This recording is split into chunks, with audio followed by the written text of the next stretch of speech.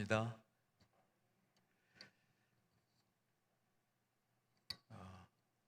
지금까지 살아보니까 이게 다 하나님의 은혜였구나.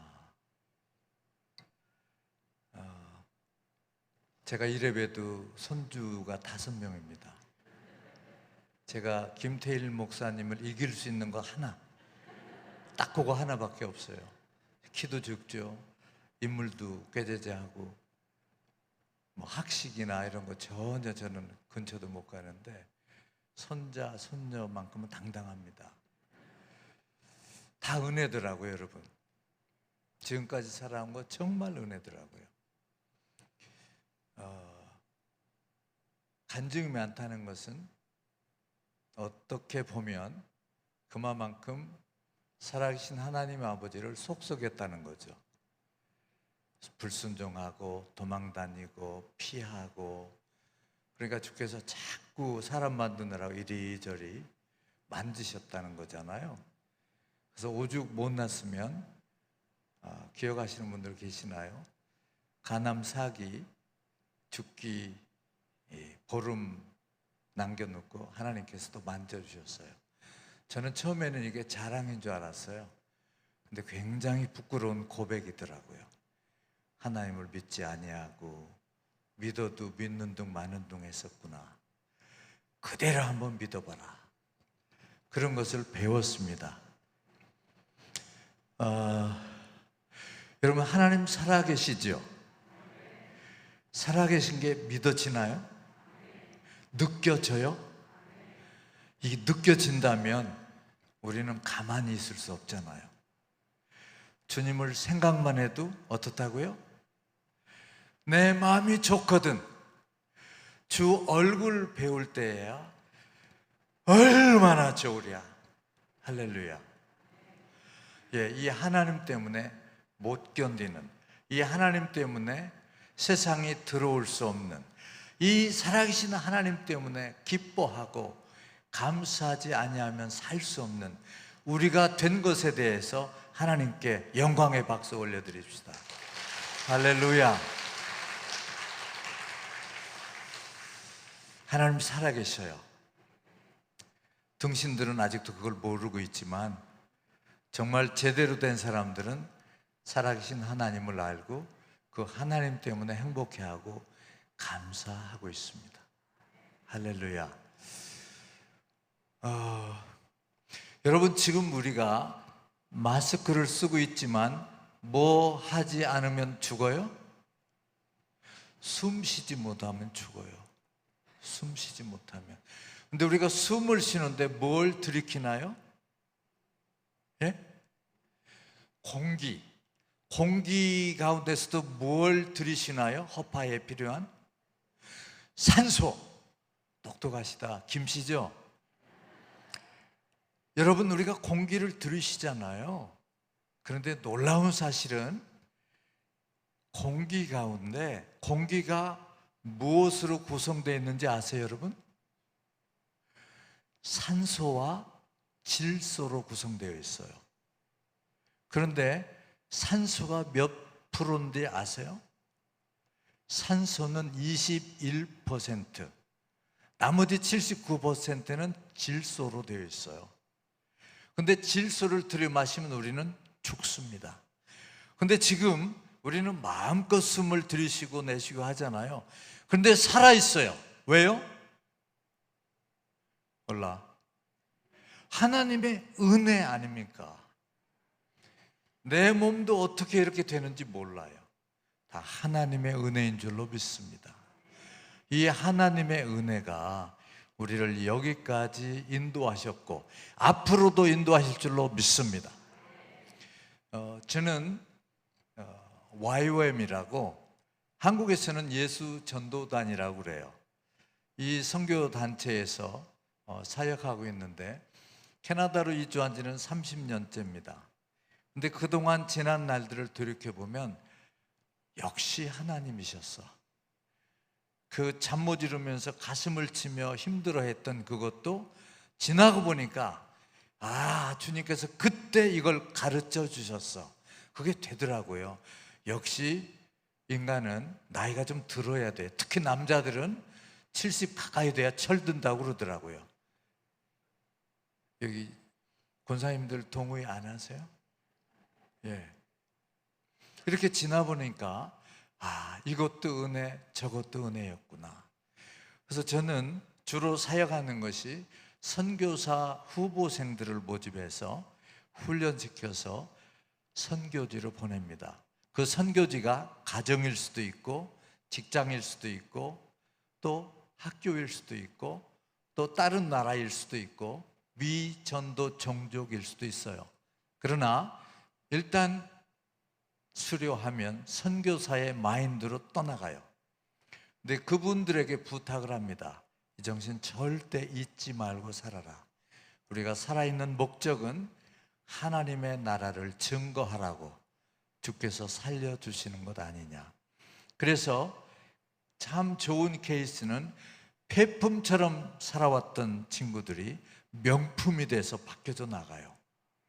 그리고 누가 알아주든 알아주지 않든 상관없이 하나님 앞에 성실하게 잘 일하는 그런 제자들도 많이 있습니다. 사랑하는 성도 여러분, 선교사는 그저 선교지에서만 선교하는 게 선교사가 아니에요. 선교사의 가장 첫 번째 선교지는 어디신지 아십니까? 가정인 줄로 믿습니다. 가정에서 좋은 아버지, 좋은 남편, 좋은 할아버지가 되지 못하면 그건 안 되죠. 그건 있을 수 없는 일이지 않겠습니까? 하나님께서는 우리에게 먼 데로 가기 전에 여기서부터 그 주님을 모시고 사는 그 삶을 잘 살아가라고 당부하고 계십니다. 여러분, 우리가 죄 그러잖아요. 그런데 그 죄라는 게 뭐냐? 여러 가지 설명들이 있고 말씀들이 성경에 있는데, 특별히 사도행전 2장 38절에 의하면 예수 그리스도를 주인으로 모시지 않은 것, 그것을 죄라고 얘기합니다. 그리고 예수 그리스도를 주인으로 모시지 않기 때문에 파생되어 나오는 더러운 것들, 미워하고 살인하고 도둑질하고 간음하고 속이고 이런 것들은 예수님이 나의 삶의 주인이 되지 않은 결과라고 말씀하고 있습니다. 사랑하는 성도 여러분, 여러분들의 주인이 주님이십니까? 주님을 주님으로 모셨던 바울이 오늘 말씀에서는 이렇게 얘기합니다.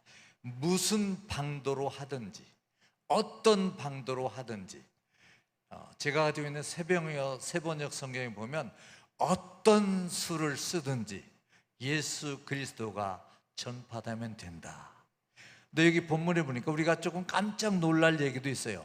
어떤 이들은 다투면서 증거하고 어떤 이들은 나쁜 일을 하면서도 증거된다. 여러분, 우리 상식으로는 되지 않지 않습니까? 우리가 주님을 증거할 때 모범생이 되어야 되고 모든 것이 성공하고 난 다음에 해야 되는데, 사도 바울은 여기 본문에 보니까 어떤 사람들은 다투면서도 증거하고, 다툰다는 얘기는 여기 유오디아하고 순두계가 좀 다퉜어요.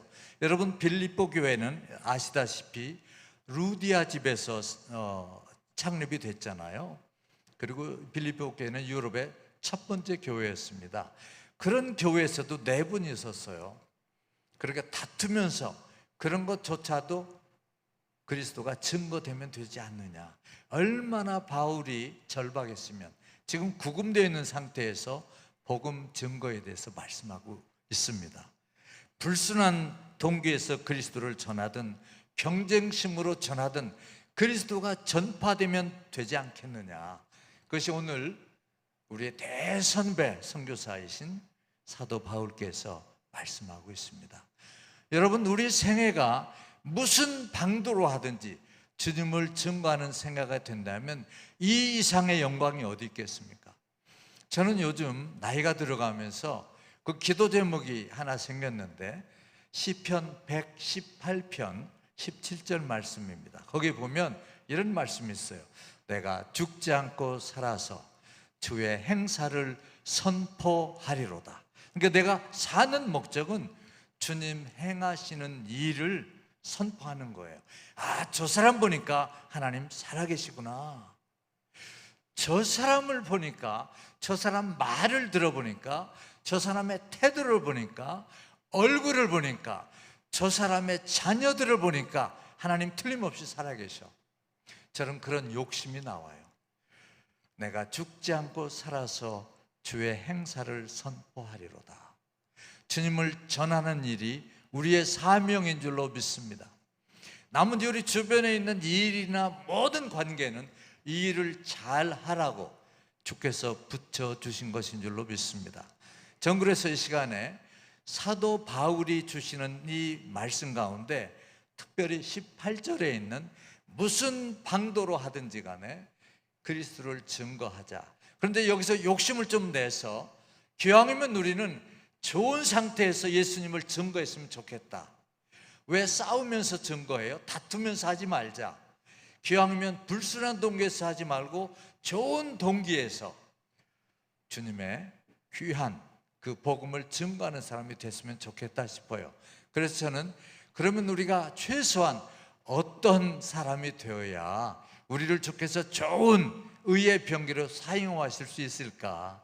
그것을 몇 가지 생각하고 말씀을 마치려고 합니다. 여러분, 첫째는 우리는 감사하는 자가 되어야 할 줄로 믿습니다. 여러분, 감사하세요.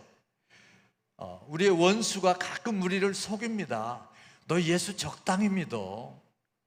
예수 그렇게 믿으면 어떡하니? 가끔 거짓말도 하고 가끔은 죄도 저 괜찮아. 사람들 모르게 하면 되지 않니? 이건 다 거짓말인 줄로 믿습니다. 데살로니가 전서 5장에 보면 분명히 그랬죠.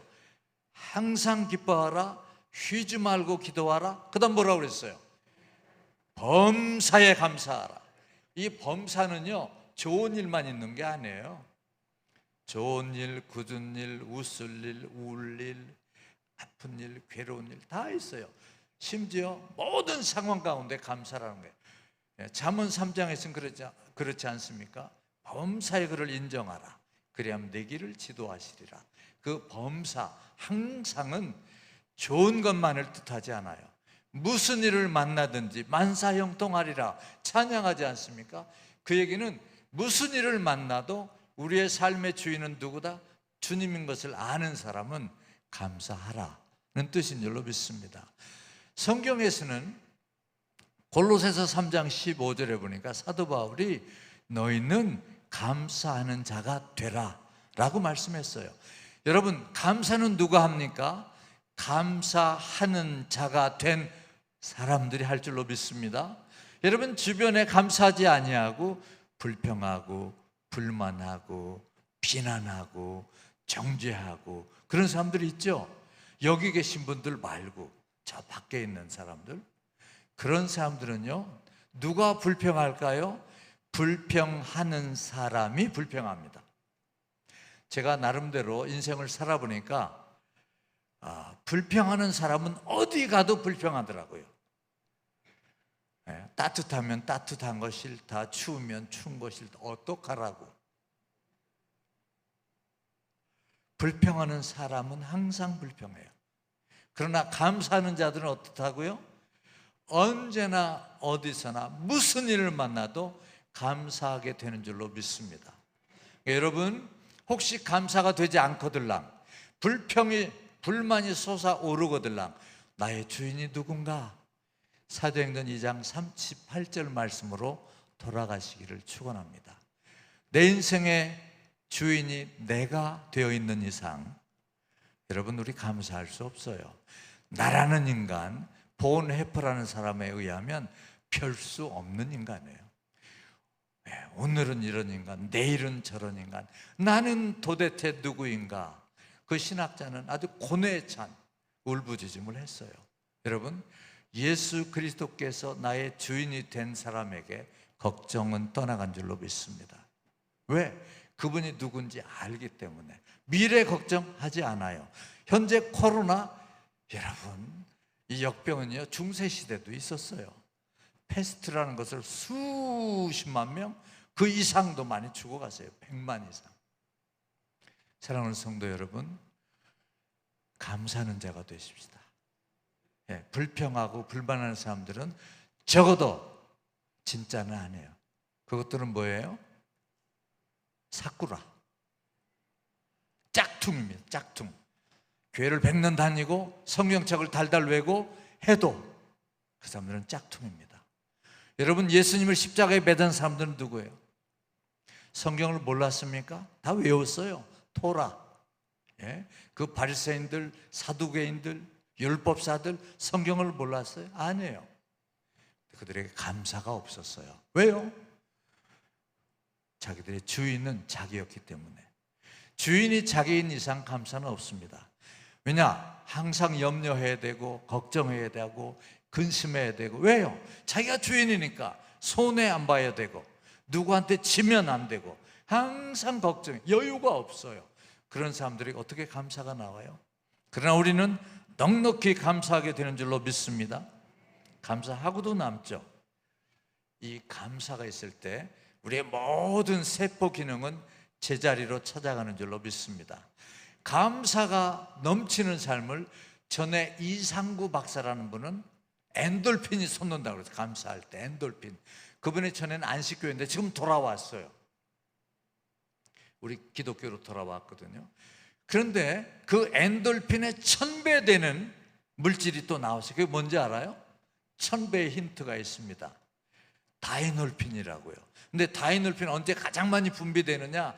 감격할 때, 감동할 때, 하나님의 말씀을 들을 때, 기도할 때, 찬양을 들을 때, 서로 중보할 때 감동이 오지 않습니까? 그때 우리의 기능은 더 멋지게 원 상태로 돌아가게 될 줄로 믿습니다. 근데 그런 시작이 어디서부터? 감사하는 자부터. 여러분, 감사는 우리의 DNA가 될 줄로 믿습니다. 항상 감사하세요. 감사하기로 노력하는 게 아니에요. 나는 감사하는 자가 되면 쉽게 감사할 수가 있어요. 여러분, 다 감사하는 자가 되시기 바랍니다. 두 번째, 제가 권하고 싶은 것은 좋은 선교사가 되고 정말 어떤 방도로든지 주님을 증거하는 자가 되고 싶으면 두 번째, 믿는 자가 되어야 됩니다. 진짜 믿는 자. 여러분, 요한복음 20장 27절에 의하면 하도 의심하는 도마에게 예수님께서 옆구리에 네 손가락을 집어넣어 봐라 하면서 하신 맨 마지막 말씀이 뭐죠? 너는 제발 의심하지 말고 믿어라. 믿는 자가 되라. 여러분, 이 믿음을 성경에서는 보배로운 믿음이라고 그럽니다. 이 믿음은요 유동 유기체이기 때문에 자라나요. 신앙생활을 오래 한 건 별 의미가 없어요. 자라나야 할 줄로 믿습니다. 이 믿음이 없이는 뭐 한다고요? 주님을 기쁘시게 할 수 없다고 그랬어요. 이 믿음을 여러분 잘 기억하세요. 고린도후서 5장 9절에는 이렇게 말씀하고 있어요. 그런즉 우리는 거하든지 떠나든지 주를 기쁘시게 하는 자 되기를 힘쓰노라. 어떻게 주를 기쁘시게 해요? 믿음으로 사는 거예요. 믿음. 또 다른 성경 소개할까요? 로마서 14장 23절에는 의심하고 먹는 자는 정죄 되었나니 이는 믿음으로 쫓아 하지 아니한 연고라. 믿음으로 하지 아니하는 모든 것이 죄니라. 죄짓지 마세요. 그것은 뭐예요? 믿음 없는 자들은 지금 죄 짓고 있는 거예요. 믿음으로 하지 아니하는 모든 것이 죄니라. 여러분, 선교를 하는데 믿음 없이 할 수 있다는 거 말이 됩니까? 저희가 2020년 3월 21일 날 DTS를 오픈했거든요. 개강을 했단 말이에요. 예수 제자 훈련학교. 그런데 그때는 이 코로나 때문에 여러 가지 나라들마다 어떤 정책을 내놓고 어떤 조치를 하고 이런 때였어요. 그런데 저는 그 학생들을 기다리는데 얼마나 마음이 저렇게 기도할 뿐이었죠. 그런데 여러분, 어떤 일이 일어난 줄 아세요? 학생들이 태평양에 떠 있을 때 미국, 캐나다 이런 나라들에서 올 스톱이 됐어요. 국경이 폐쇄가 됐단 말입니다. 학생들은 마지막 비행기를 타고 태평양을 날고 있었어요. 그래서 25명의 학생들이 함께 개강을 할 수 있었습니다. 여러분 놀랍지 않아요? 여러분들은 남의 일이니까 무심하시구나. 이렇게 인천 양반들이 이런가? 그러지 마셔요. 가슴을 쓸어내렸어요. 우리 하나님께서 그런 분이더라고요. 저는 코로나도 하나님의 주권 아래에 있다고 믿는 사람입니다. 여러분, 믿음으로조차 하지 아니한 모든 것이 죄니라. 믿음이 가지 아니하면 기다리세요. 그리고 주님께 다시 나아가세요. 그렇지 아니하면 우리는 죄 짓는 거예요. 교회 나올 때도, 예배에 참여할 때도, 봉사할 때도, 전도할 때도 믿음으로 하지 아니하면 다 죄라고요. 왜 그럴까요? 믿음 없이는 구원 얻을 수 없어요. 주님의 마음을 갈기갈기 찢어 놓는 거예요. 믿음 없이 신앙생활하는 건. 그렇다면 우리는 어떤 사람이 돼요? 큰일 나죠. 믿음으로 하지 아니한 모든 것이 죄다. 잘 기억하시면서 우리는 남은 여생 한 걸음 한 걸음 믿음의 성을 향하여서 나아가는 우리 모두가 됐으면 좋겠습니다. 믿음은 성장하는 거예요. 어린아이 같은 믿음이 아니라 장성한 분량에 이르는, 그리스도의 분량에까지 이르는 그 믿음 주십사 기도하면서 남은 여정이 믿음의 발걸음 되기를 축원합니다. 믿음에 있어서는 욕심부리세요. 저는 개인적으로 기도해요. 주님, 다른 건 몰라도, 왜냐하면 제가 스토리가 굉장히 많거든요. 밤하늘의 잠별 같은 수많은 사연들이 있어요. 왜요? 저 얘기하다 보면 뭐 5시간도 안 돼요. 하여튼 사연이 많아. 그 얘기는 주님하고의 스토리가 너무 많아요. 아시는 분 아시겠지만 제가 막 자살을 25번 시도했어요. 배고프고 춥고 떨리고 잘 때도 없고 가만히도 없고도 잡았어요. 근데 그것은 나를 믿는 자리로 이끌어내는 주님의 손길이셨더라고요. 여러분, 믿음보다 귀한 게 없어요. 참 법의 되도다. 우리가 찬양 부르지 않습니까? 금보다 더 귀한 믿음, 이 믿음의 진보를 계속 경주하시기를 바랍니다. 그 다음에 세 번째 생각하는 것은 주께서 항상 여러분과 함께 하심을 믿으시기를 축원합니다. 데살로니가 전서, 제가 기억하기로 데살로니가 전서 5장 10절입니다. 여기 보면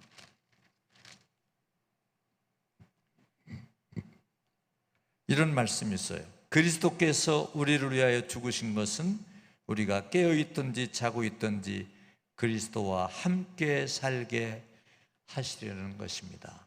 여러분, 예수님께서 십자가 지신 것은 구원만이 아니라 구원하신 후에 어떻게 하자고요? 함께 살자.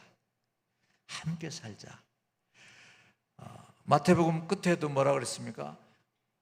볼지어다 내가 세상 끝날까지 너희와 항상 함께 있으리라. 할렐루야. 여러분, 우리가 무슨 일을 만나든 걱정하지 않을 것은 주께서 나와 함께 하셔요. 그걸 믿으시기를 축원합니다. 저는 간암 사기, 죽음을 불과 열흘 앞에 놓고 이왕에 죽는 거 목사가 기도하다 죽었다는 소리는 듣고 싶더라고요. 그래서 금식을 선포하고 사흘 금식하고 맨 마지막 날에 환상을 봤어요. 그때 주신 말씀이 이사야 53장 5절 끄트머리 말씀이었습니다. 그게 채찍에 맞음으로 나음을 입었도다. 이 말씀이 나한테 확 다가오더라고요. 그래서 살아났어요. 여러분 기분 나쁘신가 봐요. 여러분 그 서양교회 이런 데 얘기하면요 기립박수합니다.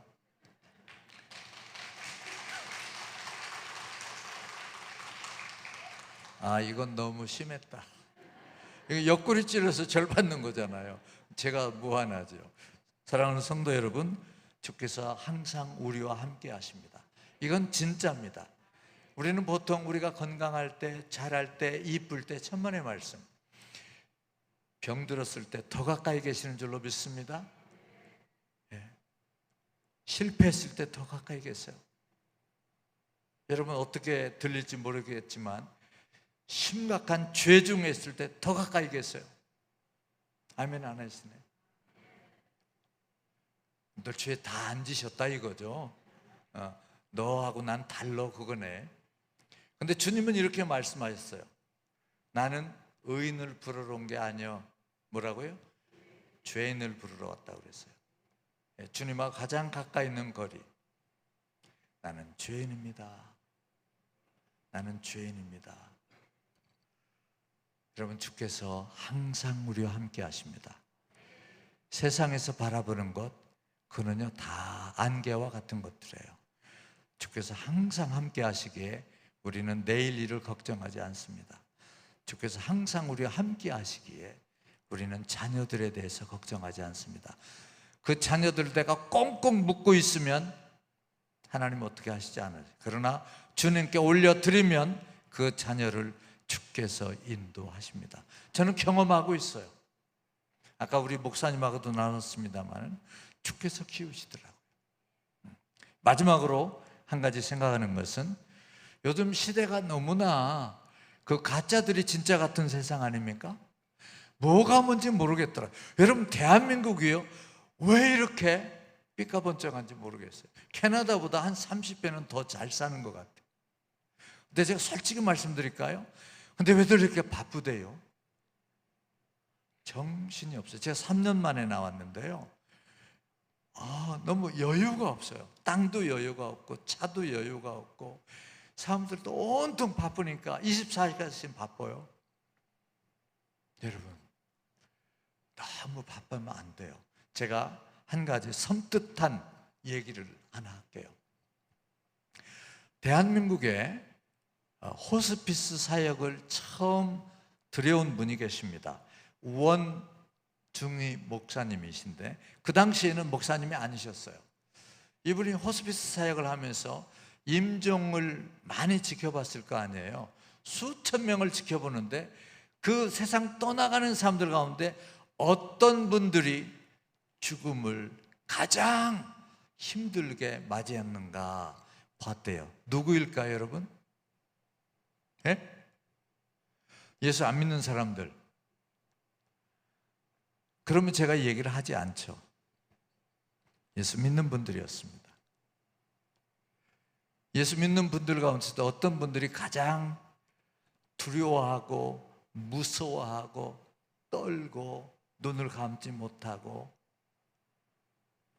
마지막 임종을 맞았는지 아세요? 여러분, 놀라지 마세요. 목사님들이 제일 많더래요. 저도 목사이면서 충격을 받았습니다. 그 다음 얘기 들어보십시오. 여기 계산교회 목사님들은 전혀 해당이 되지 않습니다. 이분 얘기가 뭔지 알아요?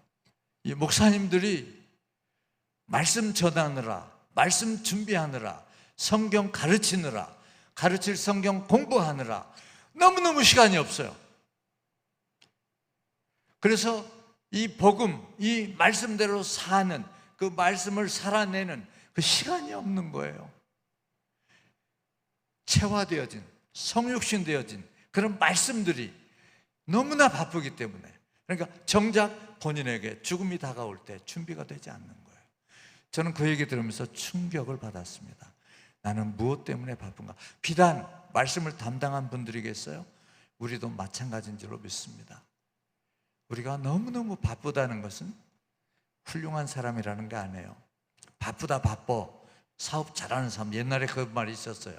김순철 씨라고는 돌아가셨지만 영화 배우가 퍼뜨린 말인데, 바쁜 것은 내가 주인이요, 그 얘기입니다. 사랑하는 성도 여러분, 이 바쁜 세상에 우리는 어떻게 살아야 되는가? 제가 생각해 볼 때는 지혜롭게 살아야 맞습니다. 지혜, 위로부터 난 지혜. 세상에서 난 것들은 꾀라고 그럽니다. 어떻게 해서든지 더 갖고, 어떻게 해서든지 남을 짓누르고, 어떻게 해서든지 손해 안 보려고 하는 이 잔꾀. 그러나 여러분 아시죠? 잔꾀 부리다가 그 꾀에 다 넘어가더라고요. 그 꾀에 다 멸망하더라고요. 근데 성경 한번 같이 찾아보시고 말씀을 마치려고 합니다. 요한일서 2장 15절, 16절입니다.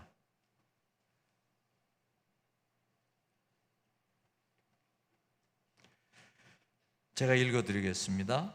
제가 가지고 있는 성경 세번역 성경인데 한번 읽겠습니다. 여러분은 세상이나 세상에 있는 것들을 사랑하지 마십시오. 누가 세상을 사랑하면 그 사람 속에는 하늘 아버지에 대한 사랑이 없습니다. 세상에 있는 모든 것, 곧 육체의 욕망과 눈의 욕망과 세상 살림에 대한 자랑은 모두 하늘 아버지에게서 온 것이 아니라 세상에서 온 것이기 때문입니다. 두 가지가 있죠. 것. 하늘 아버지께서 하늘 아버지에게서 온 것과 세상에서 온 것 두 가지가 있다고 그래요. 그러니까 우리는 지혜롭게 사는 길은 뭐냐? 하나님에게서 온 것만을 선택하는 겁니다. 살아가면서 여러 가지 일들이 있어요. 예를 들면 인생 살아가는데 뭔가 마음이 불안하고 찝찝하고 불편해요. 이건 누가 준 것일까요? 그건 세상에서 온 거예요. 간단해요. 그러나 세상에 어떻든 뉴스에 별의별 일이 있든 내 마음에 감사가 있고 믿음이 있고 은혜가 있고 기쁨이 있다면 우리는 하나님에게서 온 것들만 취하는, 우리가 아까 공기를 마실 때 산소만 취하게 하시는 그 하나님께서 우리에게 하늘 지혜를 주신 줄로 믿습니다. 어떤 지혜예요? 잔꾀가 아니에요. 하나님의 것을 분별할 수 있는 눈을 열어주실 줄로 믿습니다.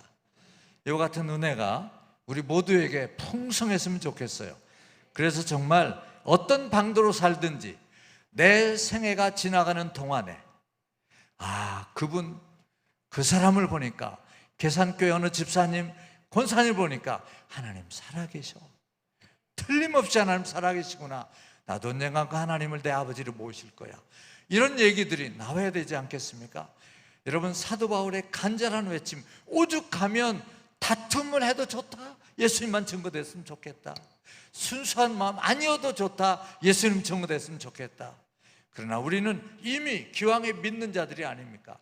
그렇다면 좋은, 그리고 귀한, 그리고 화목한 가운데서, 감사한 가운데서 믿음으로 내 인생에 예수 그리스도를 증거하는 그런 도구가 되면 더 좋지 않겠습니까? 이 귀한 은혜가 여기 계신 모든 성도들에게 주님께서 보장해 주시는 그 약속 가운데 충만히 임하시기를 기도합니다. 사랑하시는 아버지여, 사도 바울의 안타까운 심정을 우리가 함께 나누면서 내 인생이 어떤 방도로 쓰여되든지 그리스도를 증거해야 되겠는데, 내가 감사하지 아니하면, 내가 믿음이 없으면, 나에게 주께서 늘 함께 하신다는 확신이 없으면, 내가 하나님의 것과 세상의 것을 분별하지 못하면 이 일이 불가능할 것 같습니다. 하오니 아버지 하나님, 나를 사용해 주시되 감사하는 자, 믿는 자가 되게 하시고, 늘 주께서 항상 우리가 어떤 상황에, 심지어 죄 중에 있을지라도 함께 계신다는 것을 믿으며 세상 것을 단호히 거절하고 하나님 아버지에게서 온 그 귀한 가치들, 사랑과 감사와 기쁨과 용서와 용납과 주님 무엇보다도 친교, 이 교제함이 우리 가운데 넘치는 그런 우리 모두가 다 되게 하여 주옵소서. 그래서 하나님만이 온전히 우리 생애를 통하여 영광을 받으시기를 소원합니다. 이 모든 말씀 존귀하신 우리 구주 예수 그리스도의 이름으로 감사하며 기도드리옵나이다. 아멘.